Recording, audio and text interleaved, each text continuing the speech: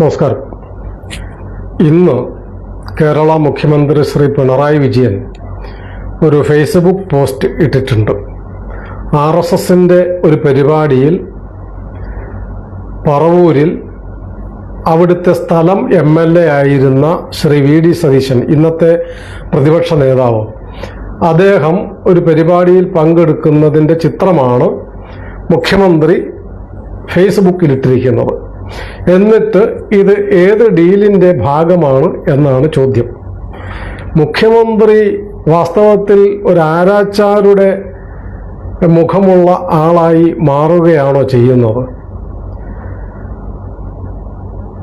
ജനാധിപത്യത്തെ തൂക്കിക്കൊല്ലാനുള്ള അച്ചാരമാണോ മുഖ്യമന്ത്രി എന്ന ചുമതലയിൽ താങ്കൾ ഏറ്റെടുത്തിരിക്കുന്നത് എന്ന് സംശയമുണ്ട്. കാരണം അങ്ങനെ പിണറായി പറയുകയാണെങ്കിൽ അതേപോലെ തന്നെ RSSന്റെ ഒരു സംഘടനയായ ഭാരതീയ വിചാര കേന്ദ്രം നടത്തിയ പരിപാടിയിൽ 2013 അന്നത്തെ പ്രതിപക്ഷ നേതാവ് VS അച്യുതാനന്ദൻ പങ്കെടുത്തിട്ടുണ്ട്. അത് ഏത് ഡീലിൻ്റെ ഭാഗമായിരിക്കും?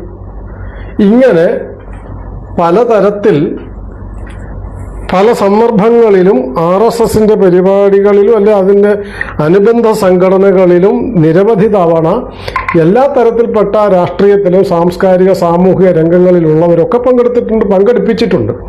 RSSന് അതിൽ ഒരു മടിയും പ്രത്യേകിച്ചില്ല. കാരണം അഭിപ്രായ വ്യത്യാസങ്ങളും ആശയ വിയോജിപ്പുകളും ഒക്കെ ഉള്ളപ്പോഴും ജനാധിപത്യം എന്ന് പറയുന്നത് പരസ്പരം ആദരിക്കുകയും ബഹുമാനിക്കുകയും ഒക്കെ ചെയ്യുക എന്നുള്ളതാണ്. അതുകൊണ്ടാണ് RSS യാതൊരു മടിയും കൂടാതെ എല്ലാ വിഭാഗത്തിൽപ്പെട്ട ആൾക്കാരെയും പൊതുപരിപാടികളിൽ വിളിക്കാറുള്ളത്. കമ്മ്യൂണിസ്റ്റ് പാർട്ടി കുറച്ചു കാലം മുൻപ് 2010 RSSന്റെ ഒരു വലിയ സംസ്ഥാന തലത്തിലുള്ള ഒരു വലിയ ഔദ്യോഗിക പരിപാടി, അതായത് യൂണിഫോം ധരിച്ച ഒരു RSS പ്രോഗ്രാം കൊല്ലത്ത് നടന്നിരുന്നു, വലിയ ഒരു സാംഘിക് എന്ന നിലയിൽ. ആ പരിപാടിക്ക് മുന്നോടിയായി അവിടെ ഒരു വലിയ സ്വാഗത സംഘം ഒക്കെ രൂപവൽക്കരിച്ചപ്പോൾ ആ സ്വാഗത സംഘത്തിൻ്റെ ഓഫീസ് ഉദ്ഘാടനത്തിന് കൊല്ലത്ത് വെച്ച് നടന്നതുകൊണ്ട് കൊല്ലത്തെ മുനിസിപ്പൽ ചെയർമാനെയാണ് വിളിച്ചത്. മുനിസിപ്പൽ ചെയർമാൻ CPMന്റെ നേതാവാണ്. CPMന്റെ നേതാവാണെങ്കിൽ അദ്ദേഹം മുനിസിപ്പൽ ചെയർമാനാണ്. പക്ഷേ RSS ആ മുനിസിപ്പാലിറ്റിയിൽ നടക്കുന്ന ഒരു പരിപാടിയുടെ ഓഫീസ് ഉദ്ഘാടനത്തിന് മുനിസിപ്പൽ ചെയർമാൻ പങ്കെടുത്തതിൻ്റെ പേരിൽ കമ്മ്യൂണിസ്റ്റ് പാർട്ടി അദ്ദേഹത്തെ ആ അധികാര സ്ഥാനത്തു നിന്നും ചെയർമാൻ സ്ഥാനത്തു നിന്നും പുറത്താക്കി. കുറച്ചു നാൾ മുമ്പ്, ഏതാനും വർഷം മുമ്പ്, കോഴിക്കോട് ഒരു പരിപാടിയിൽ അവിടുത്തെ മുനിസിപ്പൽ ചെയർപേഴ്സൺ ഒരു ടീച്ചറാണ്. അവരും പിന്നെ ഞാൻ ഒന്നിച്ച് പരിപാടിയിൽ പങ്കെടുത്തിട്ടുണ്ട്, സേവാഭാരതിയുടെ ഒക്കെ പരിപാടിയിൽ. ആ പരിപാടിയിൽ പങ്കെടുത്തിട്ടാണോ എന്നറിയില്ല, ഏതോ ഒരു പരിപാടിയിൽ RSSുമായി ബന്ധപ്പെട്ട പരിപാടിയിൽ പങ്കെടുത്തു എന്ന് പറഞ്ഞ് അവരെ പുറത്താക്കിയില്ല. കാരണം പുറത്താക്കിയാൽ വലിയ നഷ്ടമുണ്ടാക്കായിരുന്നു. അവരൊരു വലിയ ഒരു അധ്യാപികയാണ്, പൊതുരംഗത്ത് വലിയ അംഗീകാരമുള്ള ഒരു ടീച്ചറാണ്. കമ്മ്യൂണിസ്റ്റ് പാർട്ടിയിലൂടെ അങ്ങനെ ചെറുപ്പം മുതൽ വളർന്നു വന്നതല്ല. അവരെ പുറത്താക്കിയാൽ ചിലപ്പം അത് സമൂഹത്തിൽ അവർക്ക് പാർട്ടിക്ക് വലിയ നഷ്ടമുണ്ടാകും എന്നുള്ളത് കൊണ്ട് പുറത്താക്കാതെ ശാസിക്കുക മാത്രമാണ് ചെയ്തത്. അത് എന്തോ ഒരു വിശാലമായ കാഴ്ചപ്പാട് എന്നുള്ള നിലയ്ക്കാണ് കമ്മ്യൂണിസ്റ്റ് പാർട്ടി അന്ന് അത് ചെയ്തത്. ഇങ്ങനെ ധാരാളം സന്ദർഭങ്ങൾ പാർട്ടിയുടെ ആൾക്കാർ പങ്കെടുക്കാൻ തീരുമാനിക്കുകയോ ഒക്കെ ചെയ്യുമ്പോൾ പാർട്ടിയുടെ ആൾക്കാരല്ല, കമ്മ്യൂണിസ്റ്റ് പാർട്ടി നേതാവ് എന്നുള്ള നിലയ്ക്ക് മാത്രമല്ല, അങ്ങനെയും വിളിച്ചിട്ടുണ്ട്. 2013 വിവേകാനന്ദ സ്വാമികളുടെ 150-ാം വർഷം വന്നത്. ആ സമയത്ത് കേരളത്തിൽ എല്ലായിടത്തും വലിയ യുവജന സമ്മേളനങ്ങൾ പഞ്ചായത്ത് തലത്തിൽ നടത്തുകയുണ്ടായി. ആ പഞ്ചായത്ത് തല സമ്മേളനങ്ങളിൽ പല സ്ഥലത്തും DYFIയുടെ നേതാവ് പങ്കെടുത്തിട്ടുണ്ട്.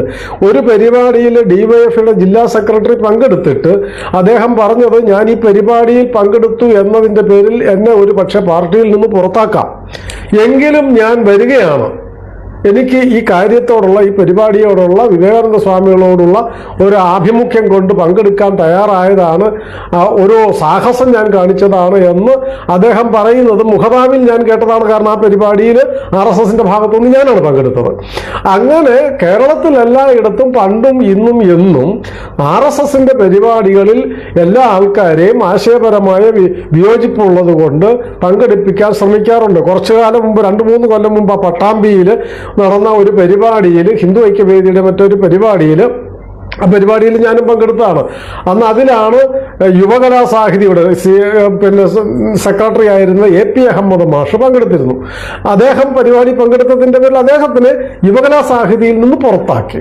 ഇങ്ങനെ കമ്മ്യൂണിസ്റ്റ് പാർട്ടി അവർ പറയുന്ന ജനാധിപത്യം ഏതാണ്, അവർ എന്ത് തരം ജനാധിപത്യം സംരക്ഷിക്കുമെന്നാണ്. ഇപ്പം ഇന്നലെയായിട്ട് സോഷ്യൽ മീഡിയയിൽ കാണുന്ന ഒരു വീഡിയോ ഉണ്ട്. അബിൻ വർക്കി, അദ്ദേഹം ഒരു കോൺഗ്രസിന്റെ സ്ഥാനാർത്ഥിയോ മറ്റാണ്. അദ്ദേഹം അതൊരു കോളേജിൽ പിന്നെ വോട്ടഭ്യർത്ഥിക്കാൻ ചെന്നപ്പോൾ SFIക്കാർ തടയുന്നു, മുദ്രാവാക്യം വിളിക്കുന്നു, തെറി വിളിക്കുന്നു.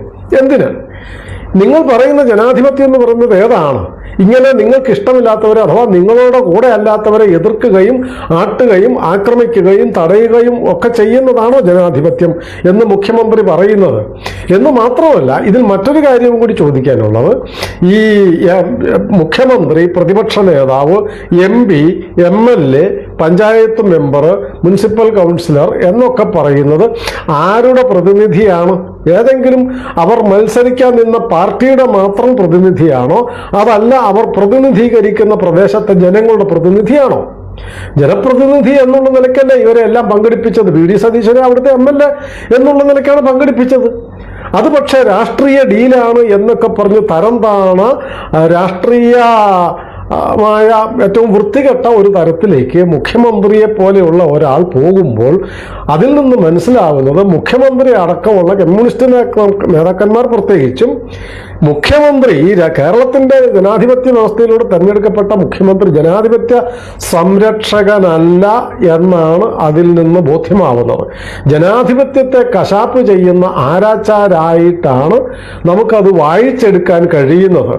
അതുകൊണ്ട് ഈ തരത്തിൽപ്പെട്ട ഏതെങ്കിലും തരത്തിൽ ജനാധിപത്യ ബോധം അല്പമെങ്കിലും ഉള്ളവരൊക്കെ ഉണ്ട്. CPM-ലും അവരുടെ മറ്റ് സംഘടനകളിലും ഒക്കെ അല്പസ്വല്പമൊക്കെ ഉണ്ട്. ജനാധിപത്യ ബോധം പൂർണ്ണമായും നശിച്ചു പോയിട്ടില്ലാത്ത അല്പം മനുഷ്യത്വമോ ജനാധിപത്യ ബോധമോ അല്പം എങ്കിലും വിശാലതയോ ഒക്കെ ഉള്ളവരുണ്ടെങ്കിൽ അവരെ കൂടി അവരുടെ ഉള്ളിലുള്ള ഈ ജനാധിപത്യ ബോധത്തെ അല്പമെങ്കിലും ഉള്ളതിനെ വലിച്ചൂറ്റിക്കളഞ്ഞ് അവരെ ചങ്ങലക്കിട്ട്, അവരുടെ മനസാക്ഷിയെയും ബുദ്ധിയെയും ചങ്ങലക്കിട്ട് സമ്പൂർണ്ണ ഫാസിസം നടപ്പാക്കുക എന്നുള്ളതാണോ മുഖ്യമന്ത്രി പിണറായി വിജയൻ ഉദ്ദേശിക്കുന്നത്? താങ്കൾ കുറെ കാലമായി കേരളത്തിൽ പറഞ്ഞുകൊണ്ടിരിക്കുന്നത് ഇത്തരം ചില കാര്യങ്ങൾ ആണ്. വികസനത്തെക്കുറിച്ചൊന്നും പറയാനില്ല താങ്കൾക്ക്. സംസ്കാരത്തെക്കുറിച്ച് എന്തെങ്കിലും പറയാനുണ്ടോ അങ്ങേക്ക്? ഈ വിദ്യാഭ്യാസത്തെക്കുറിച്ച്, നമ്മുടെ പുതിയ തലമുറ വഴിപിഴച്ച് മദ്യത്തിനും ലഹരിക്കും അടിമപ്പെട്ടു പോകുന്നതിനെക്കുറിച്ച്, നമ്മുടെ വിദ്യാഭ്യാസം നേടാനും നേടിയ യുവജനങ്ങളും ഒക്കെ കേരളം വിട്ടു പോകുന്നതിനെ കുറിച്ച്, ഈ നാട്ടിൽ നിത്യേന എന്നോണം ഉണ്ടാവുന്ന ഗുണ്ട ആക്രമണങ്ങൾ ഇല്ലാതെ ഒരു സമാധാനപരമായ ജീവിതം സാധ്യമാക്കേണ്ടതിനെ കുറിച്ച്, കൃഷിയും വ്യവസായവും ഒക്കെ വാണിജ്യവും ഒക്കെ വർദ്ധിച്ച് എല്ലാ നിലവാരത്തിലുമുള്ള ജനങ്ങൾക്ക് അവരവരുടെ നിലയിൽ നിന്ന് കൂടുതൽ സാമ്പത്തികമായും സാംസ്കാരികമായും ഉയരേണ്ടതിനെ കുറിച്ച് ഒന്നും താങ്കൾക്ക് ഉത്കണ്ഠ ഇല്ലേ? ഈ കള്ളും കഞ്ചാവും ലോട്ടറിയും ചാരായവും വിറ്റ് മാത്രം എത്ര കാലം ഒരു സംസ്ഥാനത്തെ മുന്നോട്ട് നയിക്കാം എന്നാണ് അങ്ങ് വിചാരിക്കുന്നത്? അല്പമെങ്കിലും ജനാധിപത്യ ബോധം ഉള്ള കമ്മ്യൂണിസ്റ്റുകാരിൽ നിന്നുകൂടി അത് എടുത്തുകള, കമ്മ്യൂണിസ്റ്റുകാരിൽ നിന്ന് മാത്രമല്ല മറ്റെല്ലാ പാർട്ടികളിൽ നിന്നോ അത്തരം ജനാധിപത്യത്തിന്റെ അംശമുണ്ടെങ്കിൽ അതിനെ എടുത്തു കളയാനല്ലെങ്കിൽ താങ്കൾ എന്തിനാണ് ഇന്ന് ഈ VD സതീശന്റെ ഫോട്ടോ ഇട്ടത് എന്നറിയാൻ താല്പര്യമുണ്ട്. വോട്ടിന്റെ ഡീലാണെങ്കിൽ അച്യുതാനന്ദൻ പങ്കെടുപ്പിച്ചതിന്റെ ഡീൽ ഏതാണെന്ന് താങ്കൾ പറയേണ്ടതുണ്ട്. കാരണം അച്യുതാനന്ദൻ പ്രതിപക്ഷ നേതാവ്, ഇന്ന് താങ്കൾ ആ പാർട്ടിയുടെ നേതൃത്വത്തിൽ തെരഞ്ഞെടുക്കപ്പെട്ട മുഖ്യമന്ത്രിയുമാണ്. എല്ലാം ഈ പറയുന്ന പോലെ രാഷ്ട്രീയത്തിന്റെ താങ്കൾ പറയുന്ന അന്ധതയിലൂടെ മാത്രമാണോ ജനങ്ങൾ രാഷ്ട്രീയത്തെ കാണേണ്ടത്? വിയോജിക്കുന്നവരോ എല്ലാ വൈവിധ്യങ്ങളാണല്ലോ ജനാധിപത്യത്തിന്റെ ഒരു സൗന്ദര്യം എന്ന് പറയുന്നത്. വിയോജിപ്പുള്ളവരോട് മാത്രമല്ല. അത് മാത്രമല്ല, ജനാധിപത്യം എന്ന് പറയുന്നത് വൈവിധ്യങ്ങളാണ്, വ്യത്യസ്തതകളാണ്. അതിൽ വൈരുദ്ധ്യവും വരാം. അത്തരം ജനാധിപത്യ സംസ്കാരം ഉണ്ടായിരുന്ന ഒരു നാട്ടിൽ നിന്ന് അതിനെ സമ്പൂർണമായും പറിച്ചെറിയാൻ താങ്കളുടെ മനസ്സ് വെമ്പുകയാണോ? താങ്കൾ ഇത്ര ക്രൂരനായി അധപ്പതിക്കാൻ പാടുണ്ടോ? ഇത്രയും വലിയ ഫാസിസ്റ്റായി സോവിയറ്റ് യൂണിയനിലെ സ്റ്റാലിനെ പോലെ, പോൾപോട്ടിനെ പോലെ, ചെഷസ്ക്യൂവിനെ പോലെ ഒക്കെ നീചന്മാരായ ഭരണാധികാരിയാകാൻ അങ്ങും മത്സരിക്കുകയാണോ എന്ന് അറിയാൻ താല്പര്യമുണ്ട്. അതല്ലെങ്കിൽ ജനാധിപത്യത്തിൻ്റെ മൂല്യങ്ങൾ അല്പമെങ്കിലും താങ്കൾ മനസ്സിൽ സൂക്ഷിക്കുന്നുണ്ടെങ്കിൽ ഇത്തരം വൃത്തികെട്ട രാഷ്ട്രീയം അവസാനിപ്പിക്കും. ഇപ്പോൾ ഇത്രയും പ്രായവുമായില്ലേ താങ്കൾക്ക്? കുറച്ചൊന്നും അല്ലല്ലോ രാഷ്ട്രീയത്തിൽ പ്രവർത്തിക്കുന്നത്, എത്ര കാലമായി താങ്കൾ പ്രവർത്തിക്കുന്നു. എന്നിട്ട് വാതോരാതെ ജനാധിപത്യത്തെക്കുറിച്ചും മാനവികതയെക്കുറിച്ചും ഒക്കെ ഒരു ഉളുപ്പുമില്ലാതെ നിത്യേന എന്നോളം ഉരുവിടുകയും ചെയ്യുന്നില്ലേ? അതുകൊണ്ട് താങ്കൾ ഈ വൃത്തികെട്ട രാഷ്ട്രീയം അവസാനിപ്പിച്ചിട്ട് ഈ ശേഷിക്കുന്ന കാലമെങ്കിലും, ഇനി അധികം കാലം ഒന്നും ഉണ്ടാവില്ല, എന്നാലും ഇരുന്ന് അത്രയും കാലം ഇരിക്കില്ല, ശേഷിക്കുന്ന കാലമെങ്കിലും അല്പം മനുഷ്യത്വത്തോടുകൂടി, അല്പം ജനാധിപത്യ ബോധത്തോടുകൂടി, അല്പം പരസ്പര ബഹുമാനത്തോടു കൂടി ഈ നാണംകെട്ട കള്ളരാഷ്ട്രീയം പറയാതെ നാടിൻ്റെ നന്മയ്ക്ക് വേണ്ടി എന്തെങ്കിലും നന്മയും പുരോഗതിയും ഉണ്ടാക്കുന്ന എന്തെങ്കിലും നാല് നല്ല വാക്ക് പറഞ്ഞ് ജീവിതത്തിൻ്റെ അവസാന കാലമെങ്കിലും വിനിയോഗിക്കാൻ അങ്ങ് ശ്രമിക്കണം എന്ന് ഒരു വിനീത വോട്ടറുടെ അഭ്യർത്ഥനയാണ്. ഈ നാടിൻ്റെ മുഖ്യമന്ത്രിയോടൊരു വോട്ടർക്ക് അങ്ങനെ പറയാൻ സ്വാതന്ത്ര്യമുണ്ടോ എന്ന് എനിക്കറിയില്ല. ഇപ്പോഴത്തെ താങ്കളുടെ മനോഭാവവും ശൈലിയും അനുസരിച്ച് ഒരു ചോദ്യം പോലും ചോദിക്കാൻ പാർട്ടിയിലുള്ളവന് സ്വാതന്ത്ര്യമില്ലെങ്കിൽ താങ്കൾ നിഷേധിക്കുന്ന, ഇല്ലാതെയാക്കാൻ ആഗ്രഹിക്കുന്ന ഒരാശയത്തിൻ്റെ വക്താവ്, അതിലെ ഒരു എളിയ പ്രവർത്തകൻ ഈ ചോദ്യം ഇങ്ങനെ ചോദിക്കാൻ സ്വാതന്ത്ര്യമുണ്ടോ എന്ന് എനിക്കറിയില്ല. എങ്കിലും ഞാൻ അങ്ങയോട് ചോദിക്കുകയാണ്, ഇനി അല്പകാലവും കൂടിയൊക്കെ നമ്മളെന്ന് പറയാൻ നമ്മൾ തമ്മിൽ ഒത്തിരി വ്യത്യാസമുണ്ട്, എങ്കിലും അങ്ങയുടെ ആയുസ്സാനും ജീവിച്ചിരുന്ന അത്രയും കാലം ഉണ്ടാവില്ലല്ലോ, നല്ല പ്രായമായി. ഇനിയെങ്കിലും മനസമാധാനത്തോടുകൂടി നാമം ജപിച്ചിരിക്കാൻ ഞാൻ പറയുന്നില്ല. കാരണം താങ്കൾ ജപിക്കുന്നുണ്ട്, അത് മാർക്സിനെയോ അതുപോലെയുള്ള കമ്മ്യൂണിസ്റ്റ് വ്യാജ ദൈവങ്ങളെ ആയിരിക്കാം. ഏതായാലും ഇനിയുള്ള ശേഷിക്കുന്ന കാലം ഒരല്പം മനസമാധാനത്തോടെ, അല്പം ജനാധിപത്യ ബോധത്തോടെ, ഇനി അത് തീരെ പോയിട്ടുണ്ടെങ്കിൽ അല്പമെങ്കിലും തിരിച്ച് പ്രതിഷ്ഠിക്കാൻ പറ്റുമോ എന്ന് നോക്കുക. അങ്ങനെ നിന്നുകൊണ്ട് ഈ തറരാഷ്ട്രീയം ഈ അവസാന കാലത്തെങ്കിലും ഒന്ന് അവസാനിപ്പിച്ച് എതിർക്കുന്നവരോടും വിയോജിക്കുന്നവരോടും അല്പം മാന്യതയോടുകൂടി പെരുമാറി,